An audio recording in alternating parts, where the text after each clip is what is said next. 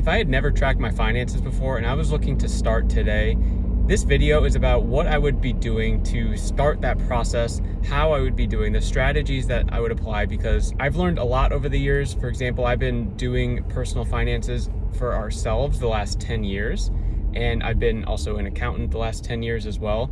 And I just want to share what I've learned, what's worked for me, and what's worked for other people that I've helped out as well with their personal finances. So yeah, if you're new to me, my name's Chris. I've been an accountant for 10 years. My wife and I went from $43,000 worth of debt, and now we have a $1 million net worth, and it's because we started to track our finances years ago, okay? So full transparency, if you've never tracked your finances before and you haven't really reached the financial goals that you want to reach, it could take some time, but the point is you need to start today to get your future goals in line. So the first thing that I would do when it comes to tracking my finances, if I've never ever done it before, is I need to create a budget, okay?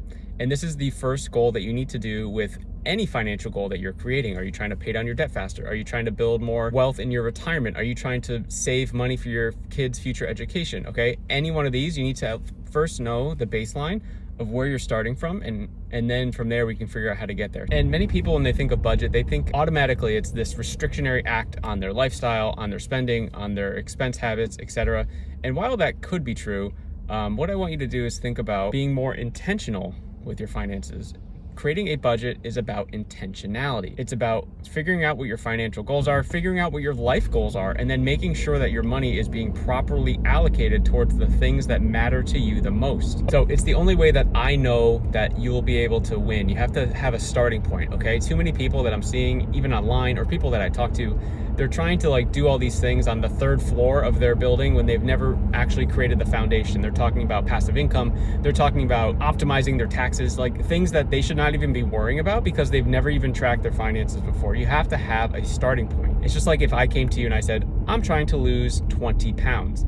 I've never stepped on a scale. I don't want to step on a scale, but I want to lose 20 pounds. How the hell am I going to know if I lost 20 pounds if I don't know what my starting weight is, right? It's just common sense. The same thing applies to personal finances. So start a budget. If you're interested, if you've never budgeted before, I have a free budget template for you down in the description of this video. Check it out. But the first step I would take is look at your variable expenses, okay? And by variable expenses, I mean monthly expense categories like groceries, gas, utility, that you need to live on to survive. But the amounts in these categories fluctuate every single month. So like groceries, you don't expend the same amount of money every single month, right? It's almost impossible to. That money is going to fluctuate.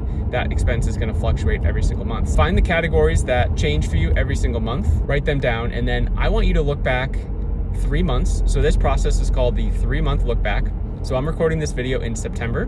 So I would want you to look at June, July, August for these variable expense types. Now, obviously things like your fixed expenses, like your mortgage or your rent, for example, that's not gonna change that frequently. So you should have an idea of what that expense is. Or say, for example, if you do childcare and it's a fixed amount every week or every month, that total for you is not gonna change, okay? So things like that. So going back to this 3-month look back, June, July, August, the last 3 months, the actual expense amounts that you've paid in those months, okay?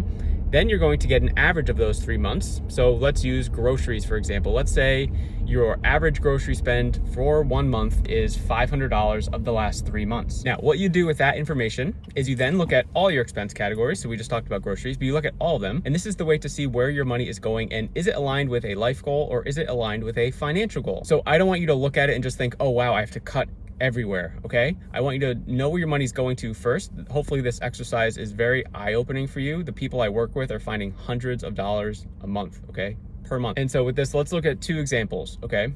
The first example, groceries. Let's say you shop at a more expensive grocery store and it's, the $500 a month, and you're like, you know what?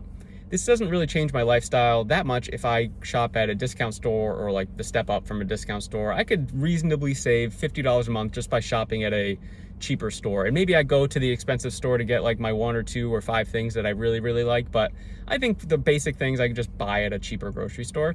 And this step is important, creating an action behind how you think you're going to change your expenses. So in this case, we're going to try to reduce groceries as an example, because anyone could just say, oh, I just want to save $50, $100 on this expense category. But if you don't have an action that you can be accountable with and that you can stay consistent with, it's never going to work. Okay. So that's why this step is really important. So your action item for groceries would be, I'm going to shop more at the discount grocery stores, which is great. Now let's look at the flip side of this. Let's say health and fitness is on your variable expenses because you have a gym membership and maybe you do like a class or two, or you get smoothies at the front desk, whatever, and it changes every single month. But you look at it and you're like, you know what? My fitness is so important to me that I need to actually be spending more money in this category, I think. So let's say you spend $40 a month for fitness and you're like, you know what? I need to take like 3 or 4 more classes a month because I really like it. It's doing well. I'm getting results. I need to do more of this. It's so important to me. So I need to actually increase from 40 to say $75 a month. It works like that too. You don't have to just cut. You can increase in other areas and decrease in certain areas as well. So it's all about where your money's going and if it's a priority for you. If you see that your money is going to Amazon to buy random crap or Uber Eats to just be convenient, and you're like, you know what?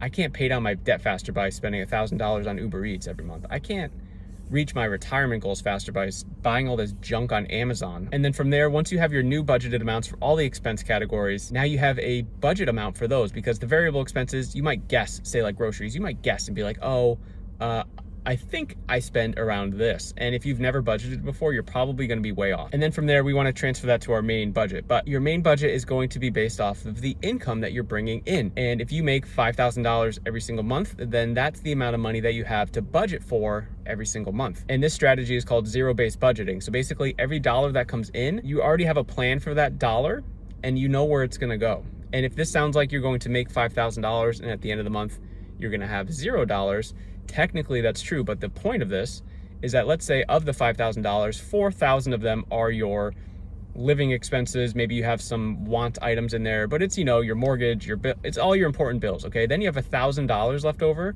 to disperse towards your priority financial goal. So if that's paying down debt, if that's building a retirement account, if that's building an emergency fund, all these things, if they are important to you as a financial goal or a life goal, hopefully you have extra money within your budget from doing that 3-month look back exercise. And you're going to be able to put that found money towards a financial goal so you can achieve it faster. So yes, the zero-based budgeting, $5,000 in, say we're in September, and then at the end of the month, $5,000 is gone. But again, make sure you have some sort of emergency fund. I don't want you to start with $0 in your bank account and try this strategy, right? And then you're dealing with overdraft fees because you were 17 cents off or something like that. That's not what this is about.